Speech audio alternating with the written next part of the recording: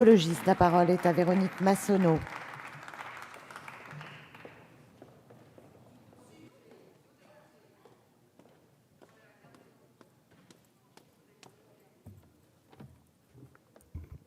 Madame la présidente, monsieur le ministre, madame la rapporteure, mes chers collègues, malgré un contexte économique contraint, ce projet de loi de financement de la sécurité sociale réussit à la fois à réduire les déficits des comptes publics tout en préservant les droits et les acquis sociaux des Françaises et Français. Bien sûr, les réductions des dépenses publiques sont toujours difficiles à accepter, mais il serait irresponsable de fermer les yeux face au déficit exorbitant de la sécurité sociale. Préserver notre modèle social et de soins, tout en rétablissant un équilibre budgétaire, n'est donc pas un exercice facile. Alors que le déficit était de plus de 17 milliards en 2012, il est ainsi ramené à 9,7 milliards pour 2016. Je tiens donc à saluer le travail effectué sur ce texte, à la fois raisonnable et juste. Ce projet de loi avance plusieurs dispositions qui sont au cœur d'une politique de gauche que je défends, et particulièrement sur des sujets qui me tiennent à cœur et que je souhaite aborder. Tout d'abord, la politique en faveur des personnes en situation de handicap ou de forte dépendance, qui certes nécessitera d'être encore plus ambitieuse, mais qui a le mérite d'être largement abordée par ce PLFSS. Je pense aux 45 millions d'euros supplémentaires pour la création de places dans les établissements et services pour personnes handicapées, les 60 millions pour le plan autisme et les 40 millions pour le plan grand âge et Alzheimer.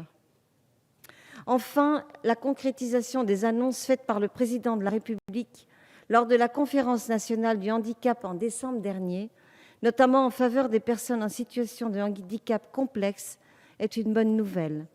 Cela permettra un financement plus sécurisé et plus adapté et incitera, je l'espère, à la création de nouvelles places. Par ailleurs, ma collègue Barbara Pompili et moi défendrons un amendement visant à mettre fin au départ de milliers de personnes handicapées vers la Belgique, faute de places adaptées à leurs besoins en France. Ces exils sont souvent subis, coûtent 250 millions d'euros à la France. Cette somme, il serait, selon nous, plus pertinent de l'utiliser sur notre territoire. Créons des places adaptées qui permettraient à la fois d'éviter à ces personnes de devoir quitter leur pays, de devoir partir loin de leur domicile et de leur famille. Ce serait aussi l'occasion de créer des emplois en France.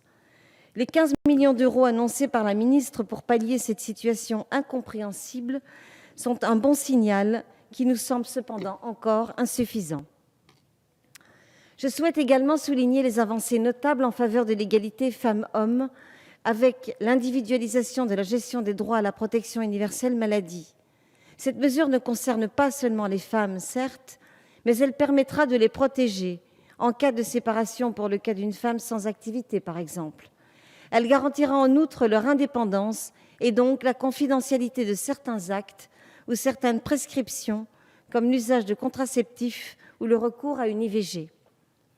J'ajoute que l'accès gratuit et confidentiel à la contraception pour les mineurs est aussi une mesure qui va bien sûr dans le bon sens et que je soutiens depuis longtemps. Je terminerai par une question, mais la ministre est partie, mais peut-être vous, monsieur le ministre, pourrez-vous me répondre. Elle porte sur le plan triennal pour le développement des soins palliatifs et l'accompagnement à la fin de vie. Vous savez que ce sujet m'intéresse particulièrement. Pourrions-nous en savoir davantage sur les 40 millions d'euros que vous nous avez annoncés? Combien d'équipes mobiles et d'unités de soins palliatifs pourraient ainsi être créées? Car le développement nécessaire des soins palliatifs ne se fera que par une vraie volonté politique et par un arbitrage budgétaire conséquent. J'espère que nos travaux nous permettront d'apporter les précisions indispensables à cette interrogation. Je vous remercie. Merci. La parole est à